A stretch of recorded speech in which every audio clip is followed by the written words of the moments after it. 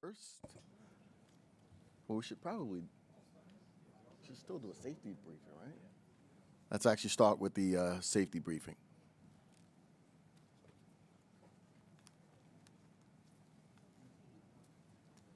Your safety is of the foremost importance to the MTA. Therefore, we ask that you listen and adhere to the following instructions. If you witness an emergency, notify emergency personnel in the room and call 911 immediately. Please follow any audible instructions provided through the public address system or visually on screens in the event of an emergency. If an alarm sounds, wait for a public address announcement and follow instructions. If told to go to another floor or to evacuate the building, leave all unessential items behind and use stairwell A just across the main hallway or stairwell B down the hallway past the elevators. If you have a mobility disability or cannot self-evacuate, please proceed to stairwell D or E for assistance by MTA staff or emergency personnel. An automated external defibrillator, AED, for use by trained personnel is in the main hallway just past the elevators. If you need assistance during an evacuation, please tell an MTA staff member or emergency personnel. Thank you and have a safe day. Good morning. I would like to call to order the New York City Transit Committee meeting. We've done our safety announcements. Thank you. Let's move to our public speakers. Good morning. We have 11 members of the public registered to speak today. As a reminder, we ask that all public speakers adhere to the MTA rules of conduct and decorum. I would also like to remind our public speakers that in the interest of time and fairness to all, we limit everyone to 2 minutes. Please be aware that there will be a warning beep to remind you that you have 30 seconds to conclude your remarks. Our first speaker today is Murray Bowden, followed by Christopher Greif.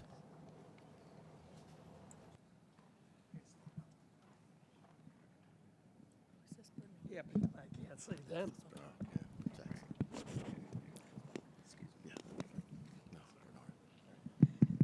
Good morning, everybody. I did a lot of preparation to come today and research and everything else, and then this weekend, everything changed. I don't know how many years I've been coming here and telling you this might be better and that might be better. Driving here today, for whatever reason, traffic was the least I've ever seen in 30 years. I got here quicker. Something changed. But what happened over the weekend was a message that overrides everything else. Don't just talk about it, fix it. I've been talking about better road lines that would make the buses go faster, better signs to inform people. You got markings there that are designed for the 1950s, not the 2025s. I've spoken about it how many times and nothing ever happened. Hey guys, it's up to you. I was just 92. I have some new doctors and they're doing things. I'm able to stand up here. I couldn't do that a year ago.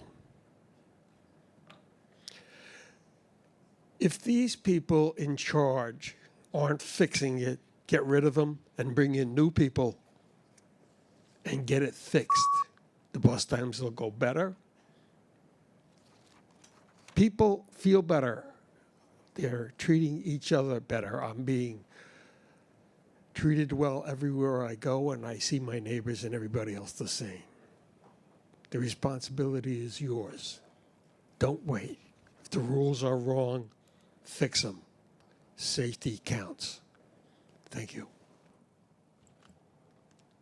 Our next speaker is Christopher Greif, followed by David Kupferberg. Good morning, everyone. I'm Christopher D. Greif. First, I want to thank our NYPD chief and as well as our MTA police, which I already did earlier outside. I want to thank him because we had the first weekend of June, the Parade of Trains First time of all the years that we had a good amount of officers there, and a lot of the kids were really happy because they were also on the Gateway trains, the really old, and they had a great time. So I do want to thank them very much because the safety of the kids loved on those trains, and it was very crowded, but it was under control. And thank God we caught some people who were not supposed to be trying to sneak in surfing. So I do want to thank the NYPD and MTA police and whoever security we had. Thank you for that reason. And now I want to mention one very important thing. As we're celebrating Disability Pride Month, which I'm wearing mine, as you know, Disability Pride Month is celebrating its 10th year, ADA 35. So much accomplished for the 6 years. So much things we got done. We still got to get more things done. As I went to Albany in the beginning of the year, I still remind our elected officials today and continue in the future. Accessibility is the reason why. We have to work together to get every station, every bus, every Cessna ride, every railroad fully accessible. And I thank the transit stars who are there, always out there fixing, communicating, and I thank them so much. But there's one thing, Demetrius, I hope we can get one request from a lot of things, that we do see a lot of the reduced fare staff. I hope one day we can get them to be a transit star one day because they are out there switching the Metro cards to the Omni cards. And you and I were there, and I see a lot of things getting accomplished. We are making it easy for seniors and disabled. And I just hope we can still advocate to get the vehicle updated as well as getting more customer service centers. Thank you, everyone. Happy ADA 35.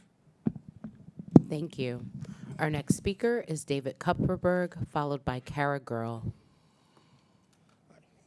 A good example of the MTA's vendetta against bus stops is in Central Queens along the Q18. From its southern terminus, the Q18 travels northbound on 65th Place, eastbound on 53rd Avenue, and northbound on 69th Street. There are currently bus stops in both directions on 53rd Avenue. If one looks at a map, the person wouldn't know that 53rd Avenue has a steep eastward rise. When I pointed out the rise during various outreach events, there were no replies. The silence was deafening. At the recent implementation outreach presentations for the Queens Bus Network redesign at the Queens Community Boards, some people commented that the new schedules be based on actual and projected field conditions, but no one from service scheduling attended the meetings. Their silence was deafening. At the joint committee meeting last month, I asked for the QM3 slated to be discontinued this Friday, June 27th, to serve downtown Manhattan, stopping at East 34th Street and 1st Avenue for a one-year probationary period. I waited for your reply. There was none. Your silence was deafening. Before the pandemic, all bus schedule changes listed a change in revenue seat miles for each bus route. The MTA refuses to release this information for the Queens Bus Network redesign. What is the MTA hiding? The public has the right to know. The SIM4X and SIM8X are underutilized because they each make only 2 stops within Staten Island. The SIM4X and SIM8X would work if they are extended to the south. And some, but not all, SIM48 and SIM8 weekday peak trips are cut back to the Staten Island Mall Park and Ride Lot. Such route changes would allow both routes to operate Super Express between the South Shore and Manhattan, decreasing passenger travel time. What do you think? I wait for your reply. Our next speaker is Kara Girl, followed by Jason Anthony. Good morning. I'm Kara Girl, Planning and Advocacy Manager at the Permanent Citizens Advisory Committee to the MTA, PCAC. Earlier this month, PCAC launched a survey to hear from riders about the transition to Omni. We asked about their tapping habits, whether they've experienced any issues, and what features and integrations they want to see in the future. We found that riders want to make sure that Omni will give them the best fare option available without having to think about it or second guess that they'll be overcharged. We understand that Omni's backend had some issues last month, leading to charges showing up after they were made, and that those issues have been worked out. But riders should be able to immediately see, whether on the reader itself or on their devices, whether their transfer was honored, they've hit their fare cap, and how much they were charged. Riders also told us that they want Omni to be a chance for new and more features and functionality, like transfers to other modes like ferries and City Bike, without losing their favorite things about the Metro card, like the 30-day fare option. We know it's possible. London and other cities have done it, and we hope Cubic will work with the MTA to make it happen. More to come on our survey results soon, but if you haven't taken it, go to pcac.org/omnisurvey. We were also proud to rally with Council Speaker Adams, Writers Alliance, and the Community Service Society earlier this month in support of Fair Fares expansion. PCAC released a new report showing that over 415,000 New Yorkers in every council district of the city would benefit from expansion to 200% of the federal poverty level.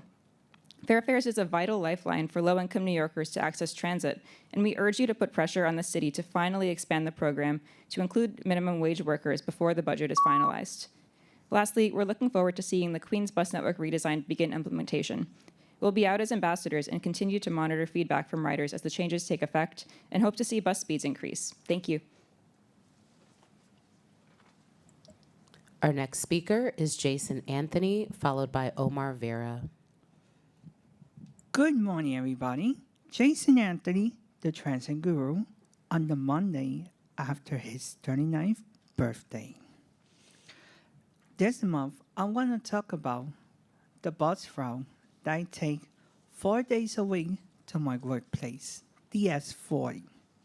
That is located on the forgotten borough of Richmond County. As you guys see, I work at the Amazon Fulfillment Center, better known as JFK 8. I work there Wednesday to Saturday.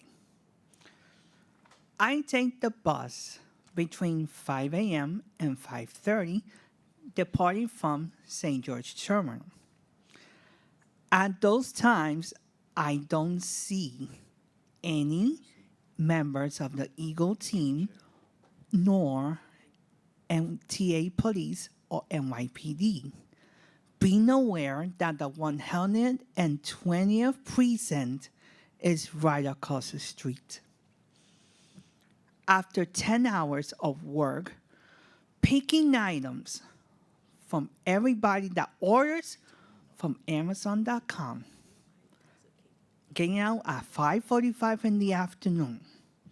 Strangely enough, this past Saturday, I had to get on a hot bus. And guess what, folks? Almost on a daily basis, I don't see no dispatchers, no MTA police, no MTA, no NYPD, no Eagle team. What people do? Get pushed. To make matters worse, 2 white vans charging passengers between $5 and $15. Thank what you we for gonna your do? comment. Thank you. Our next speaker is Omar Vera, followed by Michael Ring. Good morning, MTA Board's Transit and Bus Committee. Welcome to the June edition of your meeting. First, I want to talk about, like I said before, regarding the Queens Bus redesign. The modification was of the Q50 bus route they did earlier this year was, like I mentioned, it's off. We should be able to have direct Bronx to LaGuardia Airport bus service. And Q90 isn't going to cut it. Like, the original plan was much better. And I wish you would reconsider it and one day, like, implement it. Because at the very least, we need, like, as many necessary connections as possible. Like, Bronx has no direct LGA connection at the time. And so please consider this and modify the Q50 route so they can go to LaGuardia Airport in the near future. Either that or the BX41 SBS extension, or both. But we're waiting. I would like to say, like I said, congestion pricing is working very well, and it has survived many of the tantrums of the Federal Transportation Secretary. But keep defying, keep strong. That's all I'm going to say. And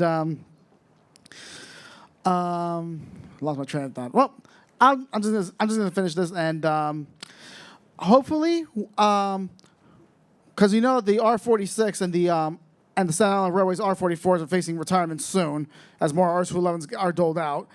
I'm hoping that for the eventual farewell ride for both 70s era cars, you just have you just have a farewell run with the original livery, like you did with the R42 and the R32. Thank you for your comment. Thank you. Our next speaker is Michael Ring, followed by Jean Ryan. Good morning. My name is Michael Ring. If anyone needs a verbal description of my appearance, I'm a 62-year-old white guy. I need a shave. I'm wearing a green shirt that says ADAPT, and today I'm representing Disabled in Action. Just an hour ago, we were outside reminding the public and everyone who works in this building that we'd like to settle the case about elevator maintenance. And while I was out there, I was thinking about what elevators really mean in the subway system.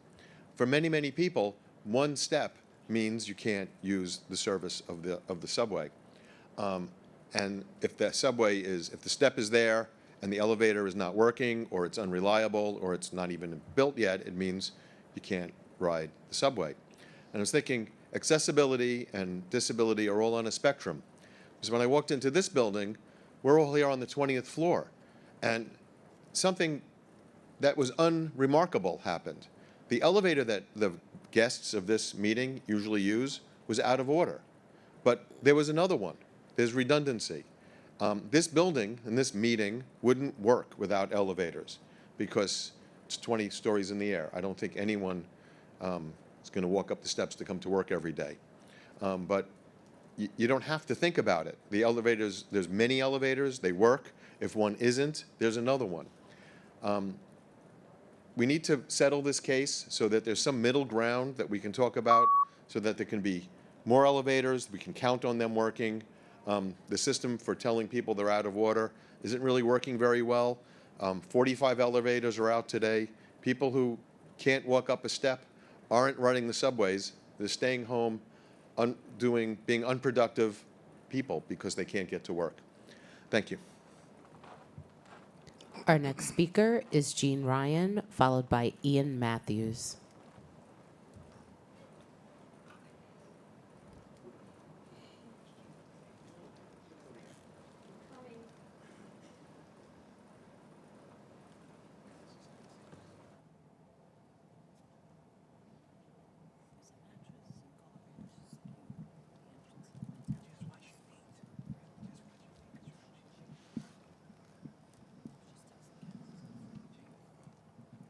Thank you. Hi, I'm Jean Ryan, President of Disabled in Action of Metropolitan New York, DIA for short. With the express buses, just because there's a lift there doesn't mean that the buses are accessible. And you say that your whole fleet is accessible, but it's not. Because anybody in a wheelchair should not have to worry if they're going to take the bus. Not that it's going to come. We know it's going to come. I never complain about that. I just don't know if I can get on or if I can get off. And if I can't get on, I can't ride.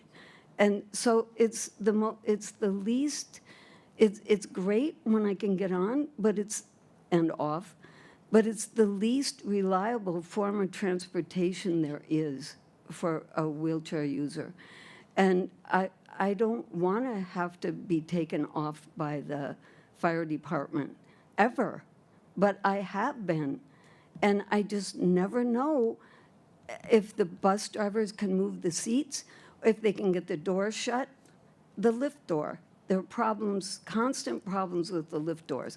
They have to slam them really hard many times to get it to know that the door is shut. The door is shut, but the sensors don't know that it's shut. And there's so many things in the process to move the seats and also to do the lift that even if you know, you forget. So almost every time I ride a bus, even the experienced bus drivers forget something. And it's just because it's so complicated and there's so many other things going on. So I think we need a different design of the bus, like I've been saying all year, and I hope we can do it. Thank you. Thank you. Our next speaker is Ian Matthews, followed by Robert Whitaker.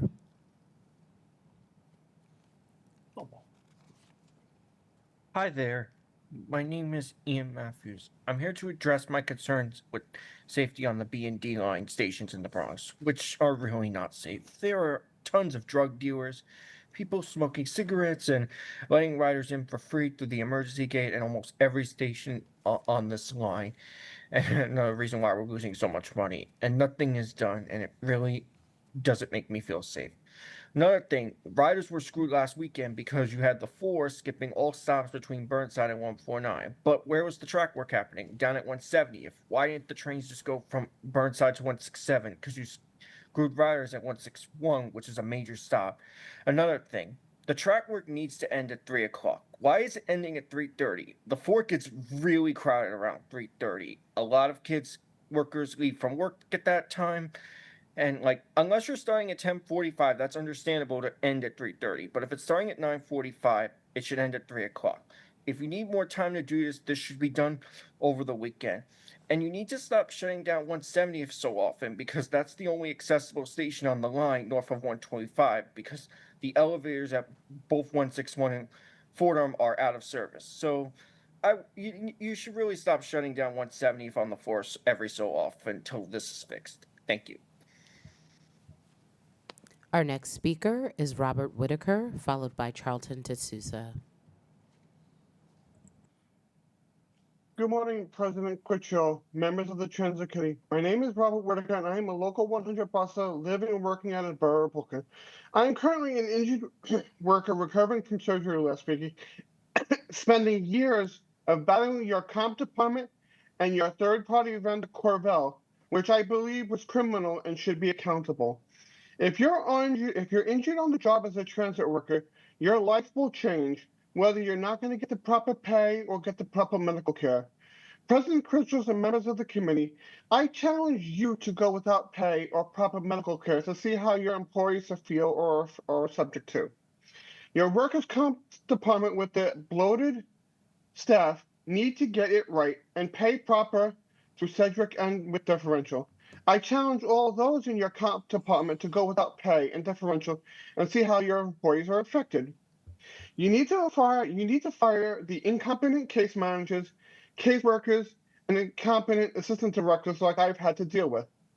Transit employees do not wake up and go to work to get injured here, so they should be taken care of as they should be.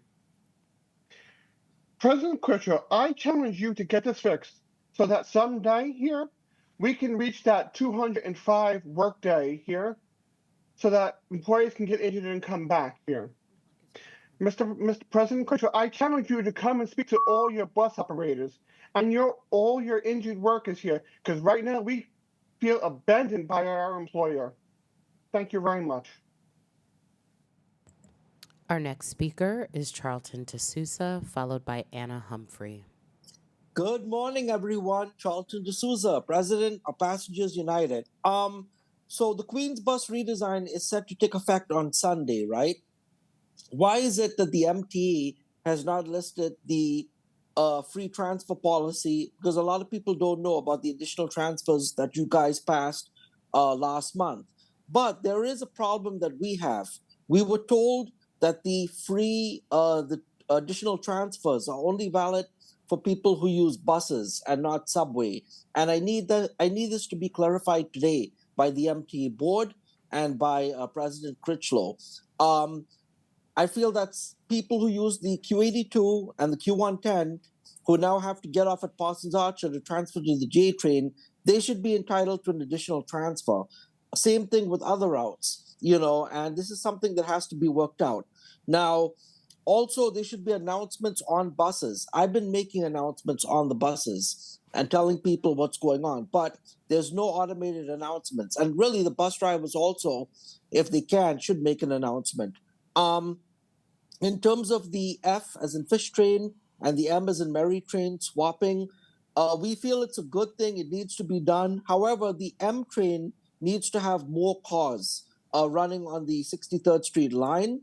Really, they should. And during a service disruption, as we're seeing right now on the Queens Boulevard line, the M train should end at 21st Street Queensbridge if there's a problem on the Queens Boulevard line. So at least Roosevelt Island and Queensbridge customers don't get screwed. Otherwise, there's been a lot of signal failures on the E and F this week and last week, network communication issues. And I think the public has a right to know, why is it we have the new signal system and the trains are still breaking down? I mean, this makes no sense. It's aggravating. And also, people have asked me if you guys can reinstate and put back the Q82 bus Thank you stop for your with the Q2 comment. bus stop. Thank you. Our next speaker is Anna Humphrey, followed by Andy Pollock. Good morning. My name is Anna Humphrey, and I'm the Transportation Community Organizer from the Center for Independence of the Disabled New York, or Sydney. Today, I want to emphasize the need to expand the on-demand Access-a-Ride program. We constantly hear from riders with disabilities who do not have this program report feeling trapped by the current offerings by the standard Access-a-Ride program. The standard program often fails to meet their most basic needs when it comes to depending on reliable transportation. The current on-demand pilot has made a real difference for those lucky enough to have membership, but too many people are still left waiting for hours for pickups, stuck on circuitous routes, or missing appointments altogether. Expanding the program is about more than just convenience, it's about dignity and independence. It's about being able to attend work or school without always being late, a doctor's appointment without anxiety, or even visiting family without the fear of being stranded. It's about living life on your own terms. We know the demand is there. People with disabilities deserve to enjoy this city with the same ease when compared to people without disabilities. We urge the MTA to invest in increasing funding for this life-changing program to enable the opportunity for all eligible riders to benefit from the program. These eligible riders can experience the freedom and flexibility that this program can offer. Thank you. Our next speaker is Andy Pollock, followed by Alita Dupree.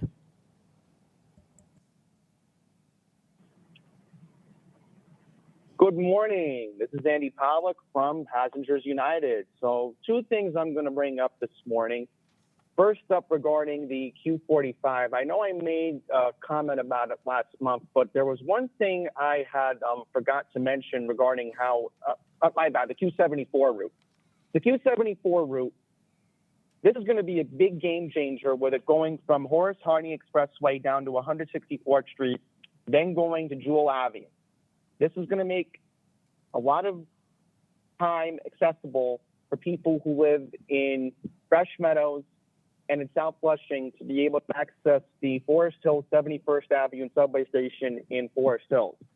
So we're very excited for this route to begin on Sunday, the 29th. It's going to be a huge game changer, and let's see how the community will react to the new bus route beginning on Sunday. And one last thing I want to quickly mention is the proposed schedule changes for the A and the L line, which was mentioned in the committee book. This is going to be a huge game changer if the MTA board approves it on Wednesday. It's going to improve the frequency of the A and the L lines, and especially how, if this is approved, it would begin in November, which generally in November, we obviously know it's a busy travel period given that the holiday season is coming up. People want to go into the city to see the holiday sites. So let's hope that the MTA board will approve the new changes for the A and the L line, which again, that is expected to be approved hopefully on Wednesday. So thank you very much for letting me speak this morning. Our last speaker is Alita Dupree. Thank you. Good morning to the chair. Alita Dupree, for the record, she and her with Team Folds. I have some subway background for you. Kind of looks like BART, the People System. I broadcast to you from Oakland. There's a lot in this report. Electricity costs is a little on the high side, so we want to work on that. Try to buy more renewable energy if we can. And I am in favor of the subway schedule changes for the A and the L, of which I use those lines fairly often. And not just in Manhattan, but I use the A line to get to visit friends at the JFK airport, and that's during midday. So I think this is going to work. I remember the days of the JFK Express. That was very hard to dispatch on the A line shared with 8 trains. So the A does a good job getting me to and from the airport, even with the extra stops. I think back to my time in New York and seeing the elevators. I really appreciate your elevator outreach. You have said continually in your outreach that elevators are for everyone. And I appreciate that in welcoming diverse communities to use all of our systems. I admit I haven't used well, I did use an elevator once at 190th to go to the cloisters. And it worked and it was clean, it was just fine. So I can't say I've ever had any issues. But I do think a lot about the new MTA. Well, that idea is spreading because when I go to BART meetings, they're talking about the new BART. So I appreciate the work you're doing. Yes, I'm in Oakland right now, but I hope to be back in New York soon. Thank you. Thank you. That concludes our public comment session. Thank you.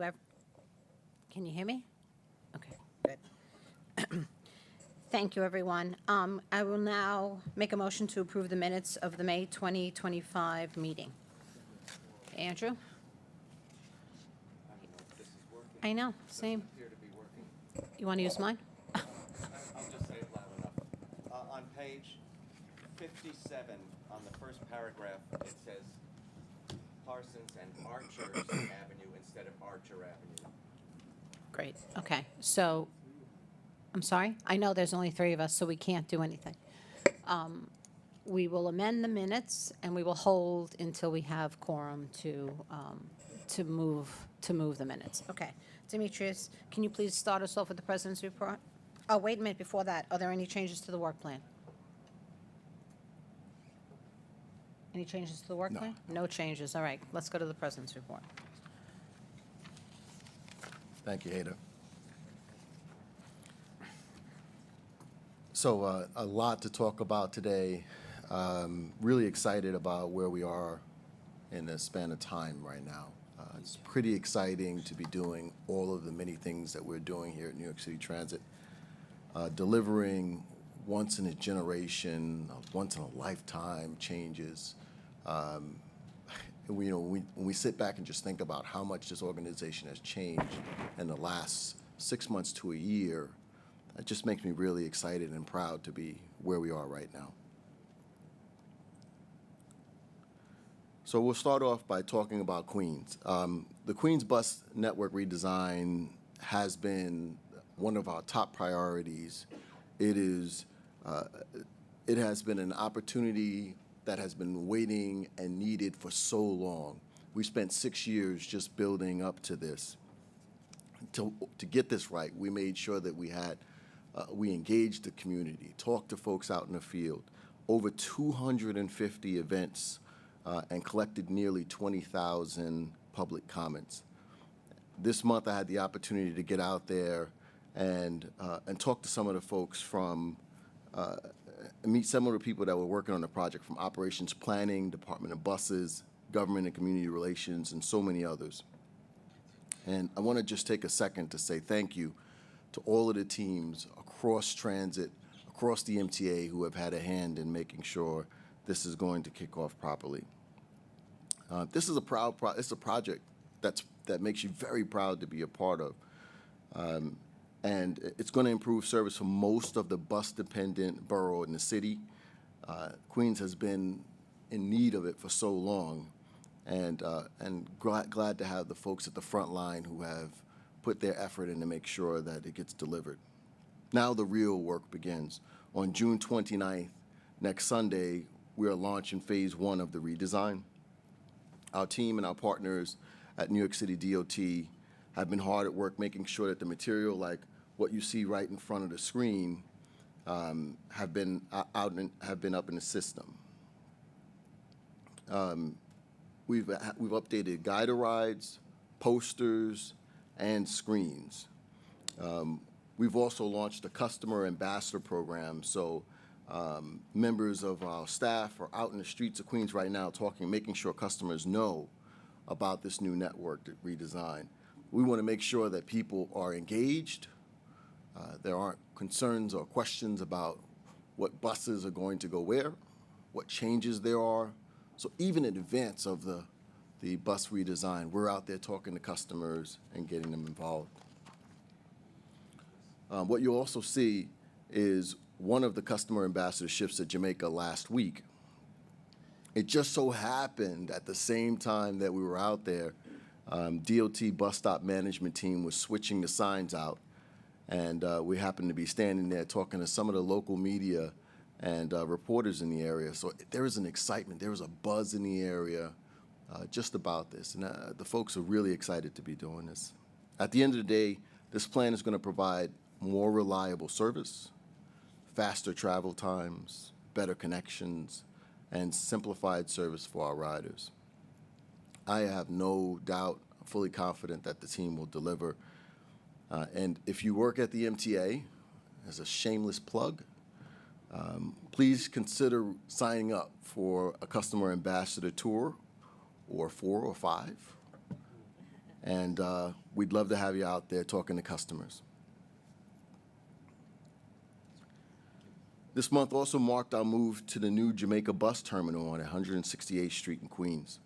I visited the old and the new terminal locations during the last week of May, and the new facility is pretty fantastic.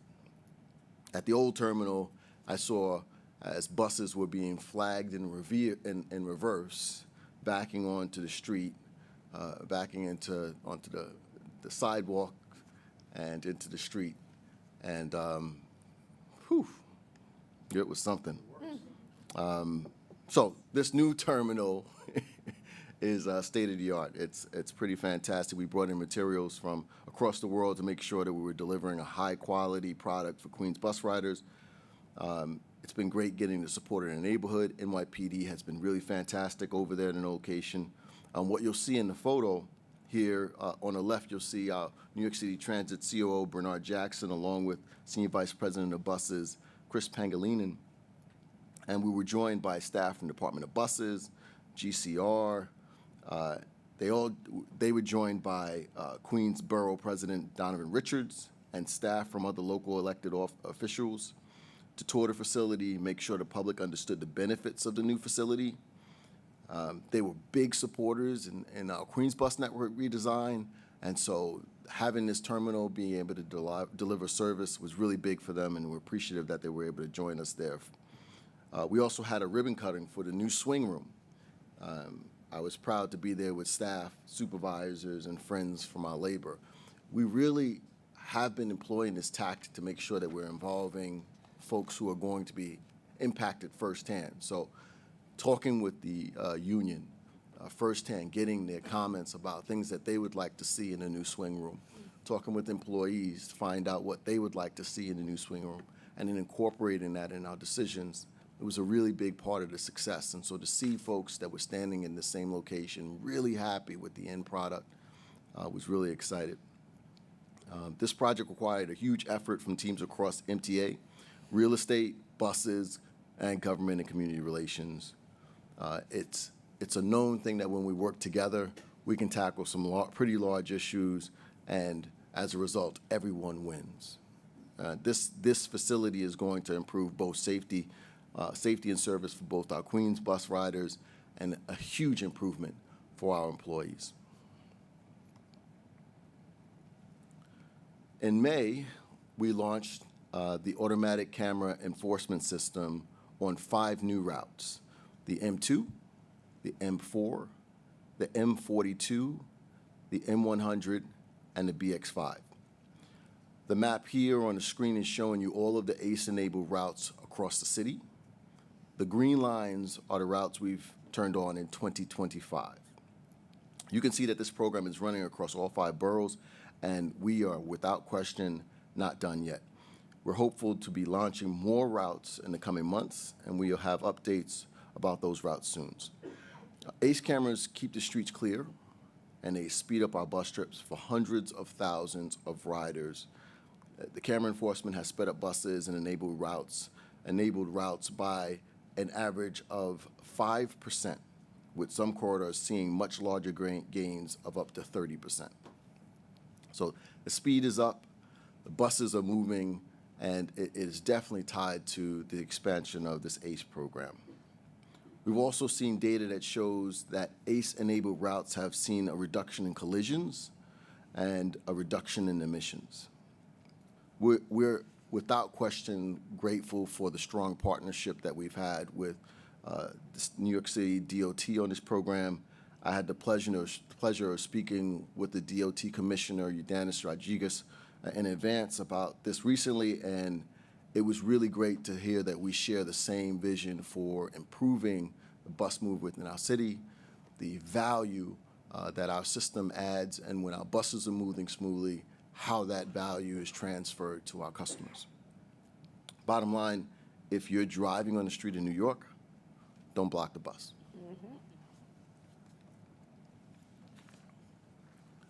Okay, this one is personal to me. Life is not a video game. There is no reset button. When someone takes the unbelievable risk of riding outside the subway car, they're putting themselves and others in danger. Earlier this month, we announced a new campaign in our efforts against this dangerous practice. I was proud to stand with partners who have taken this cause so seriously. I want to thank the Department of Youth and Community Development and New York City Public Schools and NYPD for their constant commitment to keeping young people in our city safe. We stood in the shadow of the 7 train where I used to be a line manager, and I've seen firsthand children taking these dangerous risks to their lives, and I just honestly I couldn't imagine being a father of 3 children. My youngest 13. I can't imagine ever seeing her standing on the top of a train as it's barreling towards an overpass. Just the thought of it is frightening. So we are doing everything that we can to tackle this problem from every angle. The work that we've done already on the riding side and Stay Alive includes the voice of youths, and it has been paying dividends.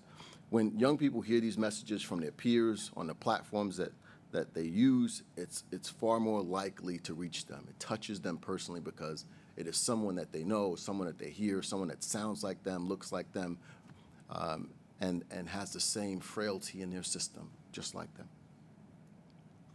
them. For this new campaign, we teamed up with BMX star Nigel Sylvester and students from NYC Public Schools. Nigel and students recorded new messages that are playing out in the system right now, and a new comic book art that is on the digital screens across the system, reaching students in a manner that hopefully grabs their attention. If you haven't seen it, it is pretty amazing. I have to give a huge shout out to Shanifa and Riera for really thinking through how to reach young people. It is the art that's used in this piece is, when I showed it to my family, the kids, it resonated with them because it was more in their language. And so huge shout out to Shanifa and team for learning the language and speaking in a language that the youth can hear. Also want to thank Nigel Sylvester, who's serving as this campaign's ambassador and is also serving as a positive role model for young people. It's not every day you have the chance to change the subway map, right? I mean, it's been that way for a very long time, and now we're doing it twice in 1 year. Everyone's familiar with the new maps that we have in our stations. If you haven't seen it, you haven't been taking the subway, you need to get out more. But now we're proposing a historic service change on the map as well. We're calling it the F&M swap. From 36th Street, we'll be sending the M local to 21st Street, Queensbridge, Roosevelt Island, and Lexington Avenue via the 63rd Street.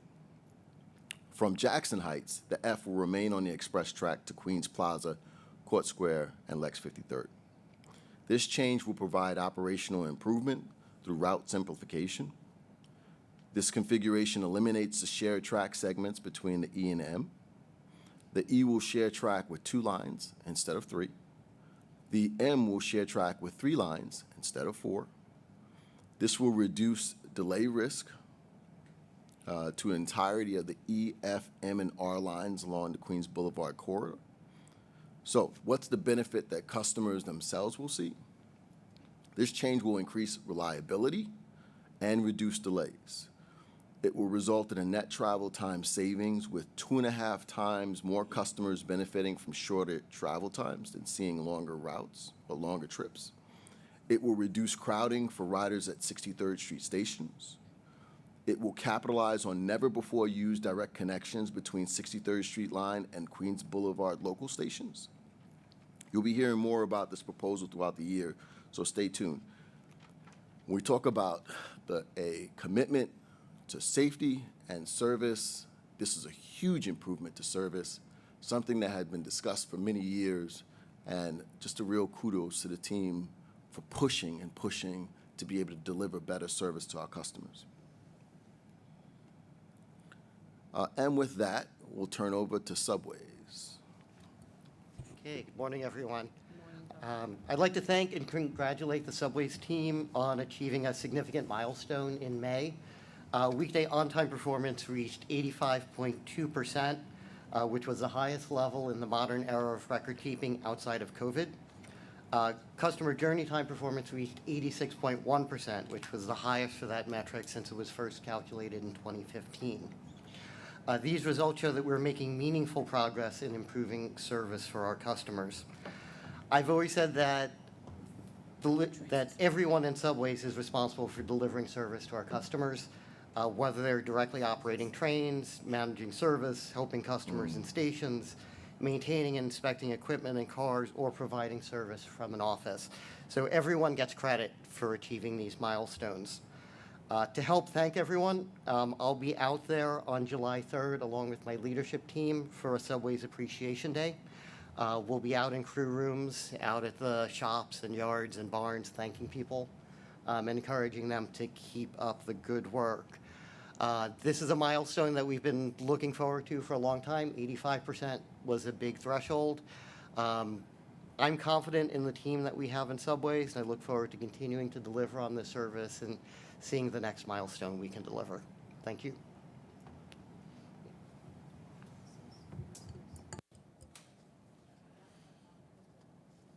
Andrew has a question.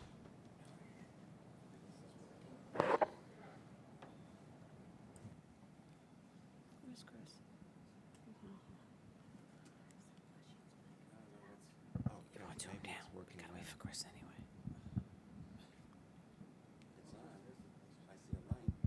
It's working. Okay, hopefully it's working. I think the FM swap is a great thing, and I look forward to that. However, as we all know, the M doesn't serve Queens Boulevard on weekends, so I hope we're going to have clear indication on the new maps that this is a weekday-only map, this is a weekend. Hopefully we'll be moving.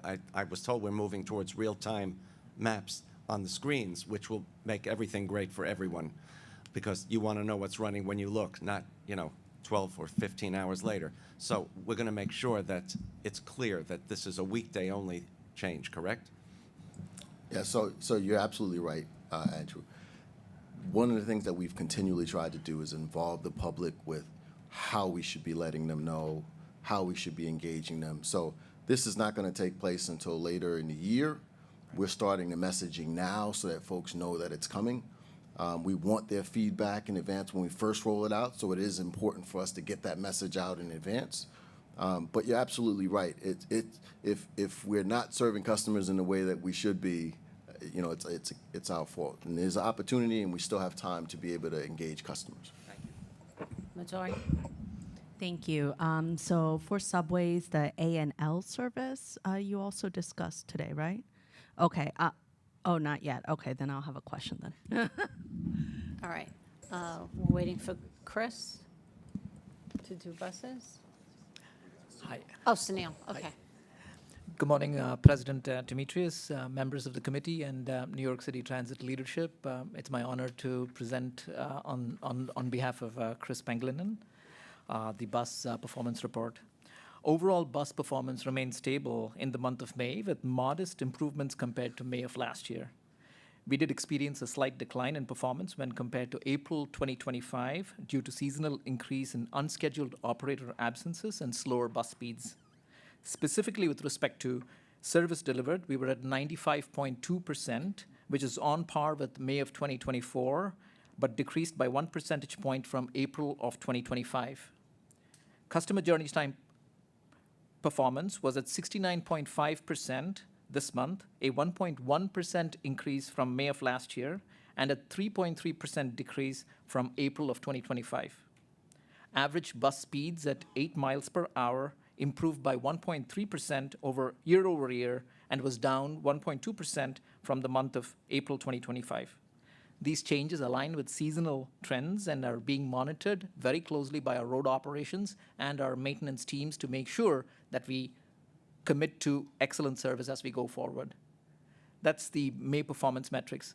I also want to mention that as President Demetrius mentioned about the Queens bus network redesign, buses is completely committed to make this a success. We've had almost daily meetings trying to make sure that every part of service, maintenance, management is on track to deliver this. In fact, we have customer ambassadors, as President Demetrius was saying, at over 140 bus stops actively managing and disseminating information out to our customers on a daily basis. So we're working as hard as we can to make this 100% success. That brings me to the end of the bus's May performance report. Thank you. Midori has a question. Thank you, Sunil. Thank you, Demetrius.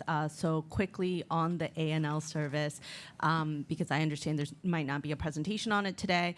So traction power upgrades, my understanding is made some of the increases in L-line service possible.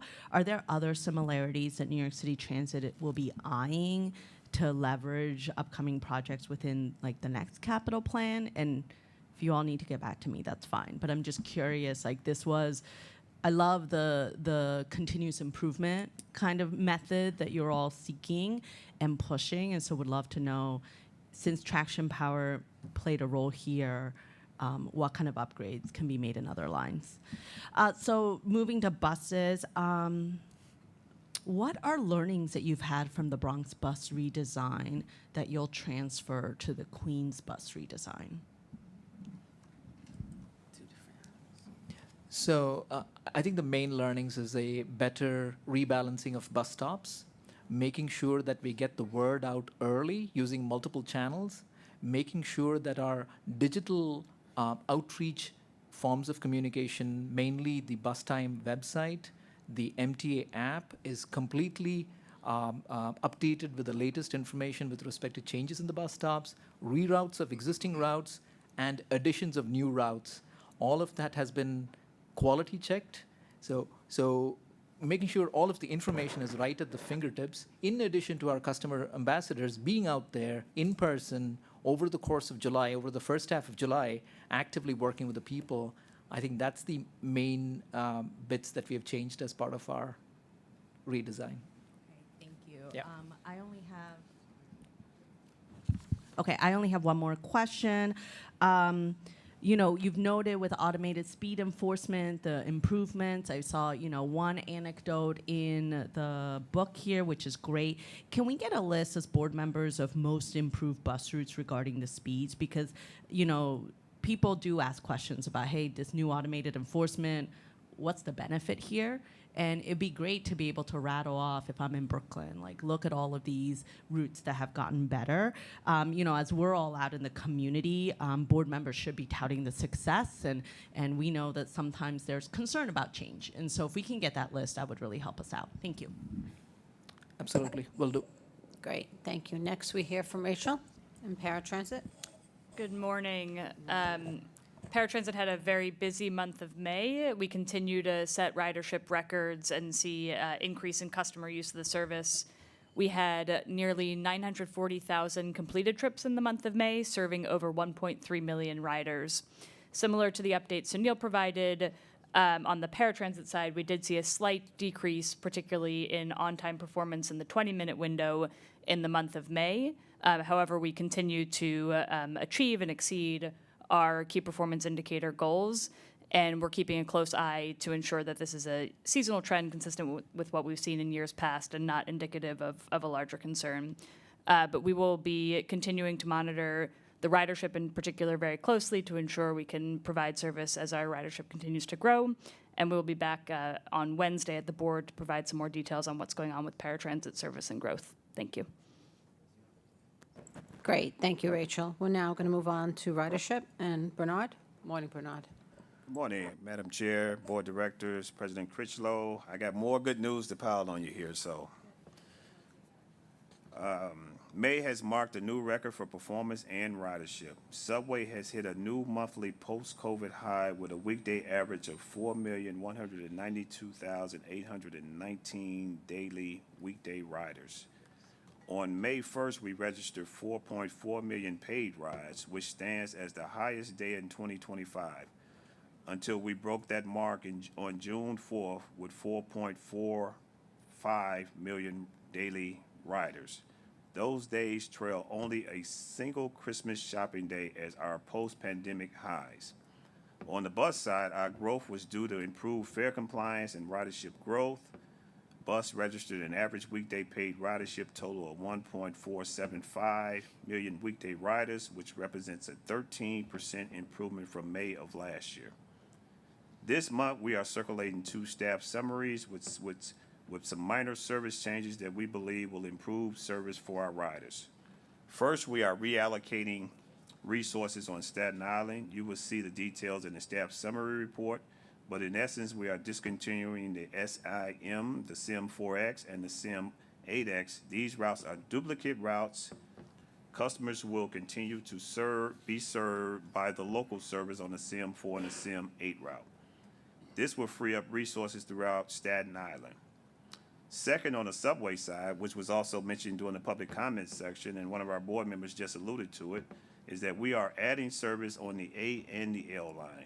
The A line just went through a transformative upgrade in the Rockaways, and now we are providing more trips along that route, which will also result in more even service throughout the day. On the L line, which is CBTC, computer-based train control enabled, and offers some of our best on-time performance, we are able to add additional trips to boost service at the times of the day that have seen significant post-pandemic ridership growth. Altogether, when you take this under consideration, these changes will make service better, more reliable, and more efficient for transit riders. I am excited to see where ridership is next year after we continue to implement these positive changes. Thank you. Thank you, Bernard. Demetrius is going to just prep us on the upcoming heat wave, or the heat wave we're in now. So, you know, Bernard talked on a couple of things that were really important. You know, just kind of going back to Midori's comments earlier, this team is really committed to providing better service and, you know, getting new substations, which one just came on, which has allowed us to do this work. Adding locations with CBTC, communications-based train control, allows us the ability to be able to add service, and in the instances where we can do so, adding trips without adding additional cost because you're utilizing the existing crews and the existing fleet, it is a win-win for everyone. So we're looking for opportunities to do that, but the same thing is being incorporated on the bus side of the house, where we're seeing these huge changes in our schedule because of you know,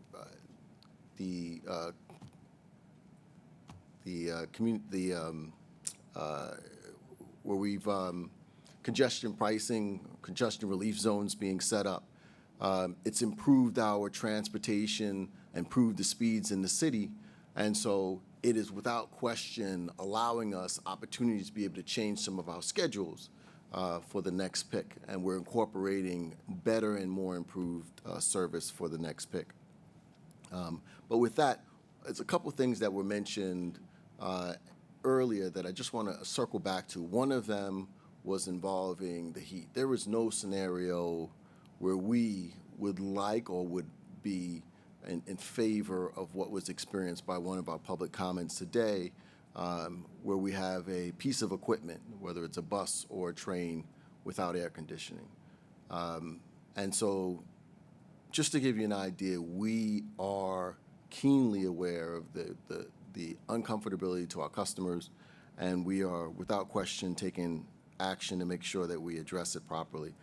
To reduce the potential impacts to service and reduce response times for heat-related events, New York City Transit implemented a number of different things to make sure that the first thing is heat patrols, to proactively increase track inspections and make sure that if there are defects that are created, the heat can sometimes create heat kinks in the rails. And so having teams out there, having teams that are out there specifically looking for those types of defect to minimize the delay to our customers when we do our work. So inspections are important.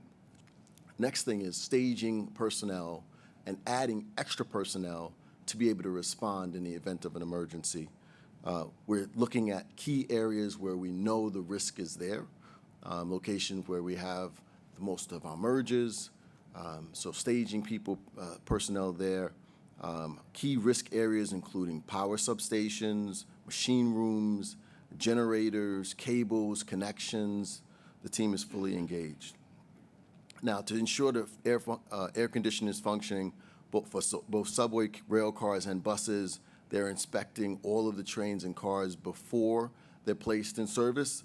If a train or a bus is not functioning, does not have functioning air conditioning, it is not going in service, it doesn't mean that a condition doesn't occur while a piece of equipment is en route.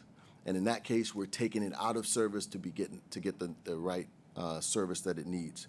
But it will not be placed in service without being inspected and ensured that the air conditioning is functioning.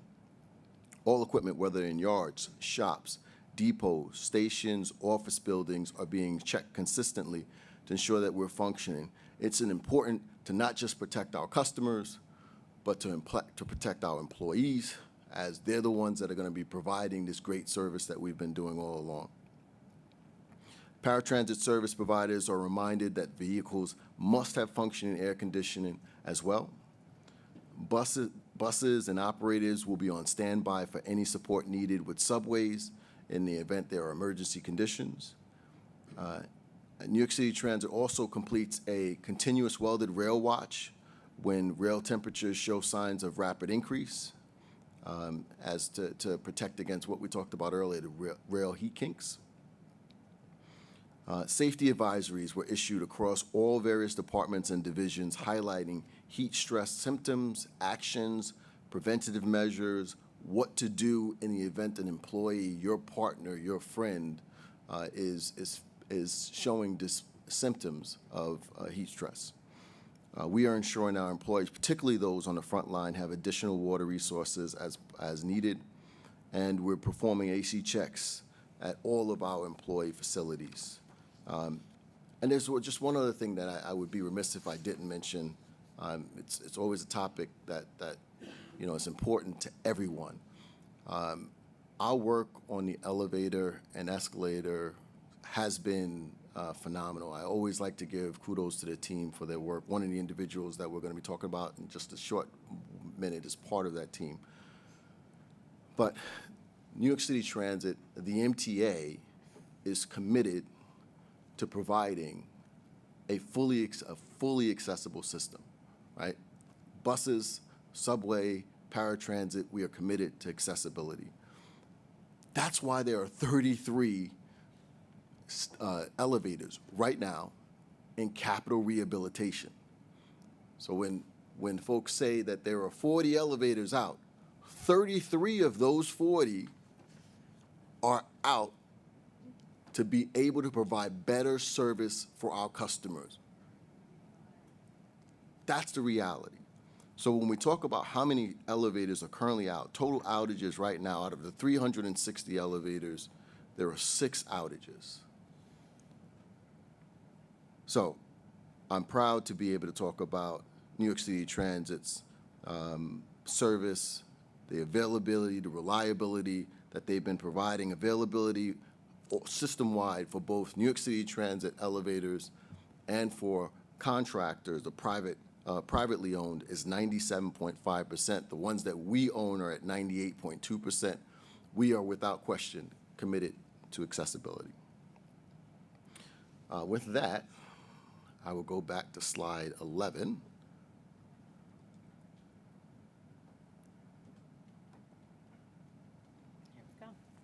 All right. New York City Transit is full of employees who come in day after day and deliver world-class service to the city of New York. Every quarter, we like to acknowledge key members of our team who have gone above and beyond the call of duty to deliver for New Yorkers. This is an exciting time. Haida loves this day. I love it. Just want to say it. She loves it. She loves it. Okay, good. Thank you. We have elevator and escalator apprentice Adam Brahimi. He demonstrated extraordinary vigilance and quick thinking when he sprang into action to halt an escalator and assist an elderly passenger in distress, preventing further harm to riders. His decisive response, professionalism, and commitment to safety exemplify the highest standards of service, making him a true asset to the team. Thank you, Adam. Line supervisor, Angelo Forte. Where you at, Angelo? Angelo Forte, he's been a driving force at New York City Transit for over 25 years, skillfully navigating the constraints to optimize maintenance manpower and ensure efficient, high-quality operations. His hands-on leadership, deep expertise, and unwavering commitment to both his team and the transit system make him an invaluable asset whose contributions continue to shape success. Thank you, Angelo, for everything you do. Just a quick point, you know, we have such amazing employees here. There's so many of them in so many parts of the organization that it's actually hard to acknowledge them all, right? You know, when something goes wrong, it's easy to identify who's responsible for that going wrong. But when you have people who lead the charge, the employees come to them for leadership, customers come to them because they like their smiling face. You know, when the team needs any question, they have questions, they want to go to somebody, they go to the same individual. Those are the individuals that are here, and Angelo Forte is without question one of them. So grateful to have him, and that is only second to the second man, Robert Rinker. Completely different area. But Robert has spent 22 years mastering the intricacies of bus maintenance while mentoring the next generation of mechanics, ensuring that lasting repairs and highly skilled workforce is taken care of. His hands-on leadership, deep expertise, and dedication to teamwork make him an invaluable asset to the maintenance division and a driving force behind its continued support. I've only been at Transit for a short period of time, and this man's name, it resonates throughout the group because he's trained and touched so many people. So thank you so much for what you do. Superintendent John Coughlin. John Coughlin has been instrumental in managing a complex fleet transitions and ensuring that paratransit operations remain seamless despite soaring ridership gains. We talked about it before. This system continues to grow, and yet they continue to deliver. That is not an accident. It is the work of folks like John Coughlin that continue to deliver for our customers. His leadership, logistical expertise, and commitment to safety have played a vital role in maintaining reliable service and upholding operational excellence. Thank you so much, John. I appreciate what you do. Bill Matheson. Where's Bill? There's Bill. Bill Matheson he is a force within service delivery. Service delivery is all about your train crews and conductors and tower operators, the folks that are front line. What you don't normally see is the folks who are working with the maintenance team to make sure that they provide them with a location that is clean, it's clean, maintained, is well lit, has chairs. You know what it's like to make sure that there are chairs functional for 20,000 employees? How many people have done that in the past? And when you talk about an individual that oversees work like that, It's Bill Matheson. He is without question personally, he's charged personally with making sure that folks are getting what they need. He goes above and beyond. Seen him here on his days off, on his vacation. He comes and he makes sure that he's delivered. He's dedicated, generous, and hands-on. And I can tell you personally that I appreciate having Bill and all that you've delivered for this organization. Thank you.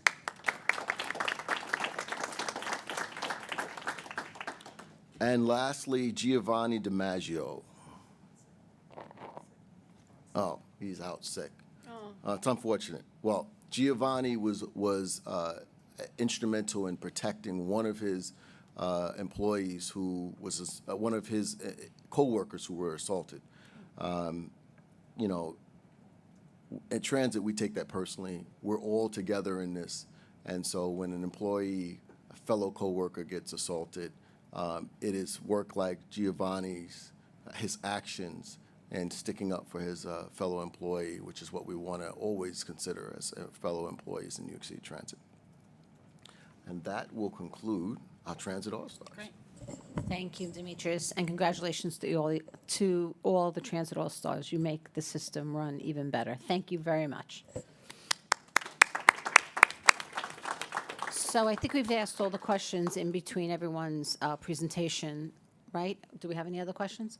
Oh, I should welcome our new board member, Jim O'Donnell, who represents Orange County. Welcome, Jim, and I apologize for not acknowledging you sooner, but thank you and welcome to this wonderful world of the MTA. Chief Collada, you ready? All right, good. Start us off. Good morning. You have before you the crime figures for the month of May, which show the subway system saw 187 crimes. That reflects a 5.1 reduction, or 10 less incidents when compared to May of 2024.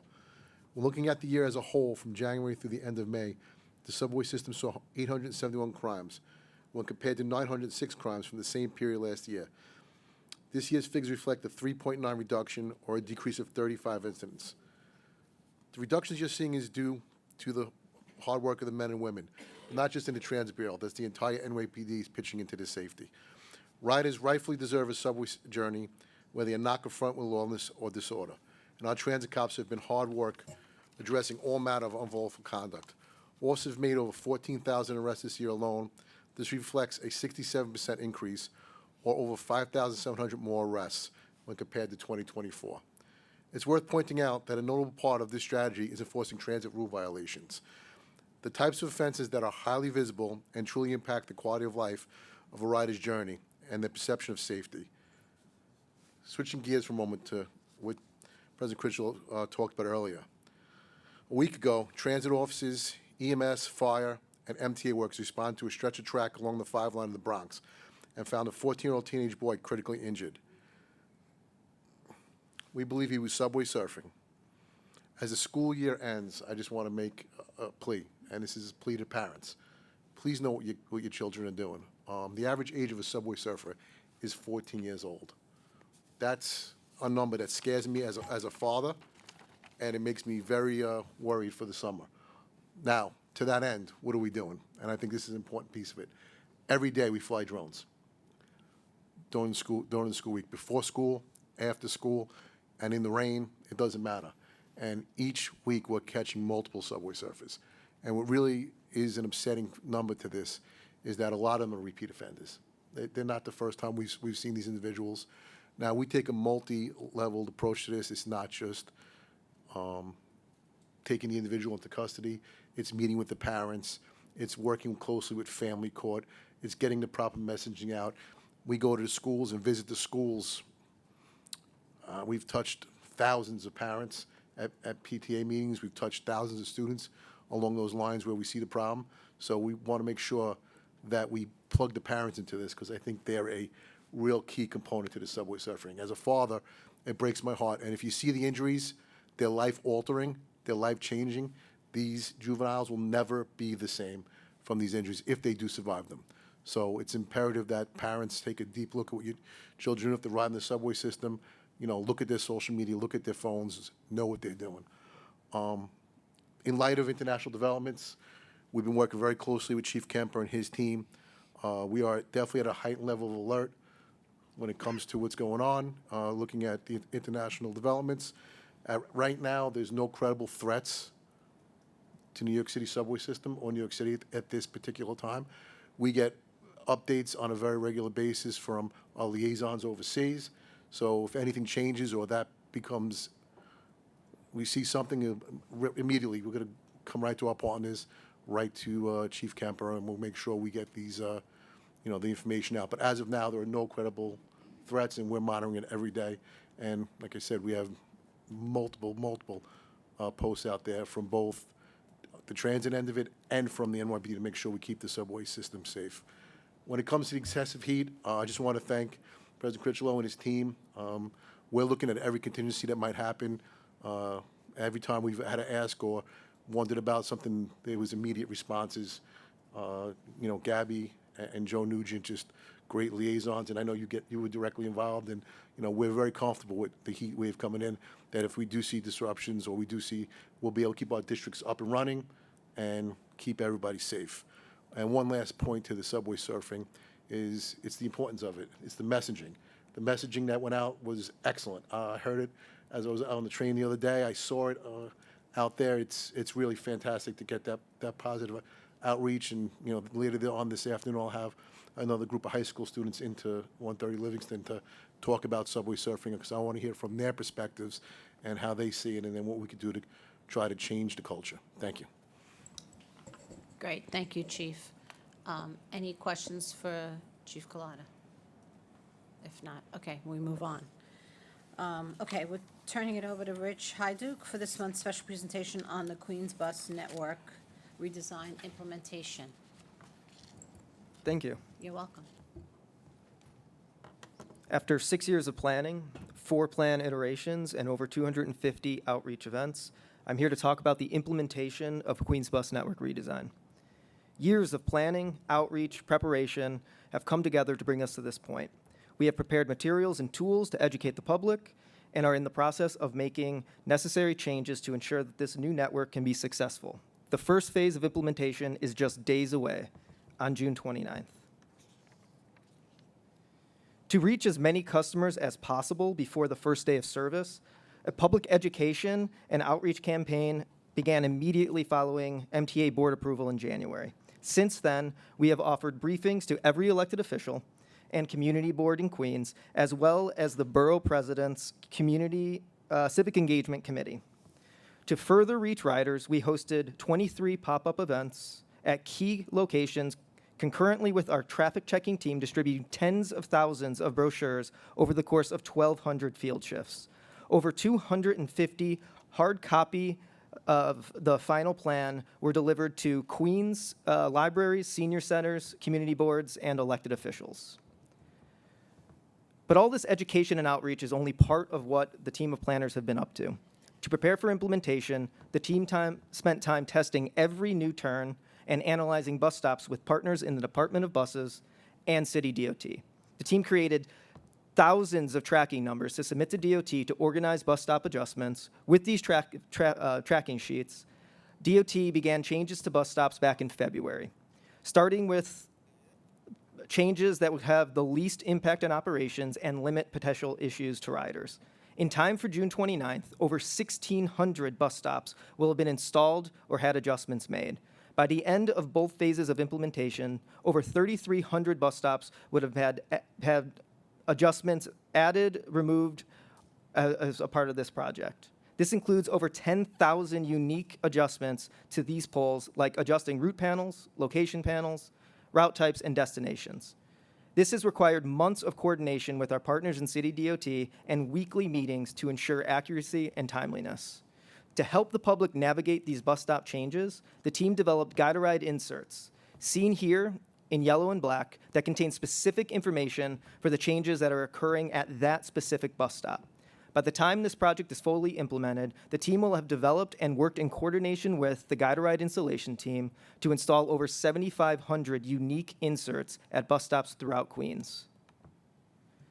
Bus riders will not be alone as they try to navigate this new network either. We have worked to develop a comprehensive customer ambassador program that will occur 2 weeks prior to and 2 weeks after each phase's launch date. For Phase 1, we have divided Queens into 3 zones, which contains 140 unique locations. These locations will see rotations of customer ambassadors, which are led by a shift captain. MTA employees across New York City Transit and other MTA agencies, along with our partners in New York City DOT, will help staff these locations. Additional locations and zones are in development for Phase 2 as well. To help increase awareness for this project and to help the customer ambassadors educate riders, the team worked with MTA's marketing department to develop many different products. Posters were created and installed on buses and shown on digital displays at key subway stations and on bus digital displays. Informational brochures detailing the project phases and key transition dates were printed in 5 languages and distributed throughout Queens. As stated before, thousands of unique guide-a-ride inserts were created and installed at bus stops. 17 corridor and neighborhood brochures and a unique brochure for express buses are currently being handed out to riders in Queens. All materials, as you can see in the image on the slide here, contain a unique QR code that will take you directly to the project's webpage. Simply take out your phone, open your camera, and point the QR code to connect via the link.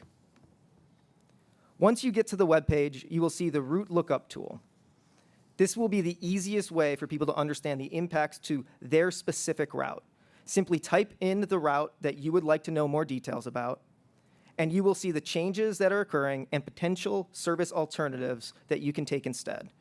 It will also provide a list of specific changes that are occurring to the route's bus stops. So this is the perfect resource to learn what bus stops may be removed due to changes in routing or as an effort to speed up buses via consolidations. In addition to the route lookup tool, you can see the future trip planner at futuretrips.mta.info to learn how to navigate the new network after June 29th and August 31st. This is the perfect way to learn how your commute may change on this new network. Once June 29th comes around, the best way to learn how to use the interim Phase 1 network is to use the MTA app or bus time. We also developed a printable, color-coded project phasing guide on the website to help people understand when bus routes may see changes and occur. You can simply go to the website, download this, and print it. As always, you can continue to use the MTA app, Bus Time, go to the website, or contact 511 to find out more information. And just a quick reminder, Phase 2 is August 31st. Great. Thank you, Rich, for that detailed presentation. Any questions? Midori. Yes, and Andrew. Hi, thank you so much. Can you just describe a little bit of, you talked about outreach. Of course, Demetrius talked about elevators. We really care about how our disability community engages with our system. What kind of outreach has been done there? So we've gone to all of the community boards, and we've had government and community relations reach out to various groups to interact with them, and they've also sent letters to the various groups like schools and our special partners to ensure that they're ready and prepared.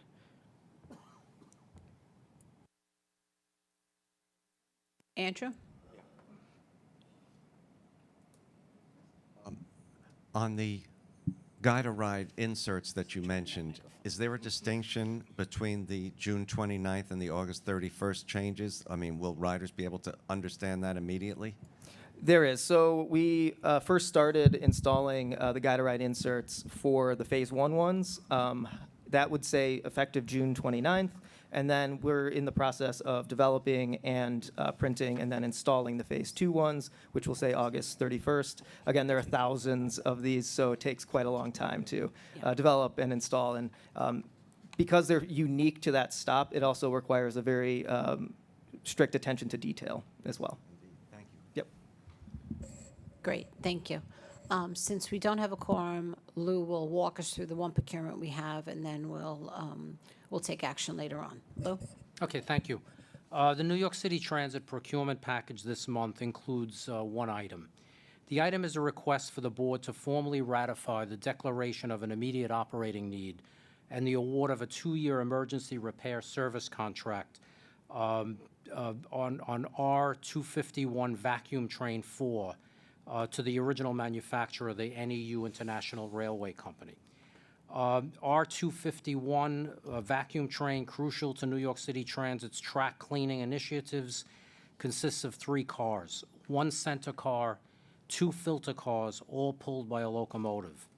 In June 2022, vacuum train 4, filter car 2, was damaged by a fire that resulted in the need to replace the inner workings of the car.